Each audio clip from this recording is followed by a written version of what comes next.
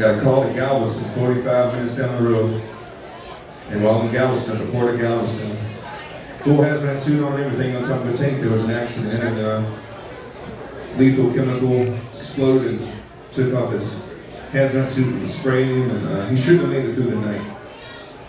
But he did. And a few months later he came home, but he couldn't work in the chemical plants anymore. And we moved away up to East Texas so he could breathe a little better. It got in his lungs real bad, you see. And I wrote a whole song about it when my dad was in his 50s. Now my dad's 65, so I had to change the lyric in the third verse, and maybe you'll hear that.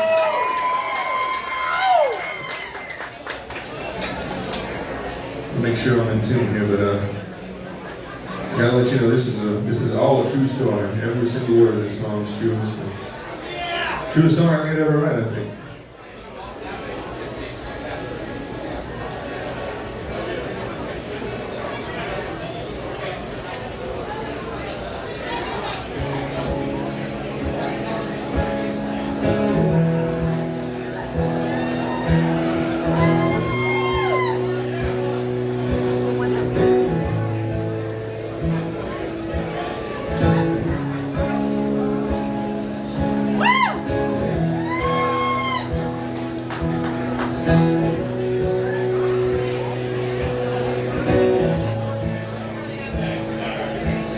Took my first breath with the money of Brazil spills into the Gulf of Mexico, where the skyline was colored by chemical plants and put bread on the table of the working man, where the working man does his best to provide safety and shelter for kids and a wife, giving a little of a soul every day, making overtime to keep the wolves away.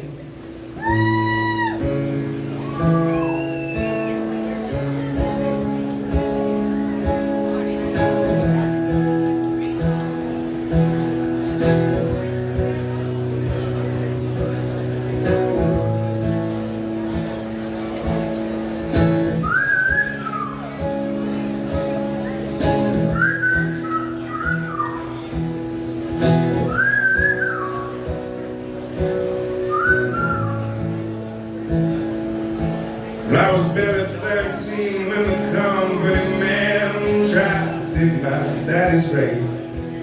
It happened on a French-owned tanker ship spilling poison in the Galveston Bay.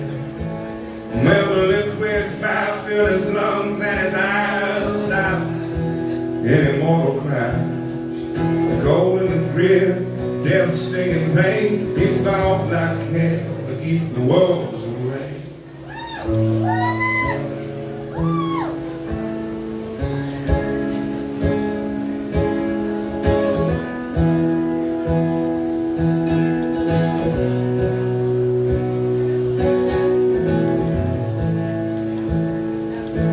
For the next few years, Dad was sick as a dog, but he made a recovery just despite the odds. The settlement came and we moved out of town where the sky is heavy with refinery clouds. Yeah, he's still alive, he's doing good, he's in his 60s, but the money's running out, and he's reaching for pennies. So I'm going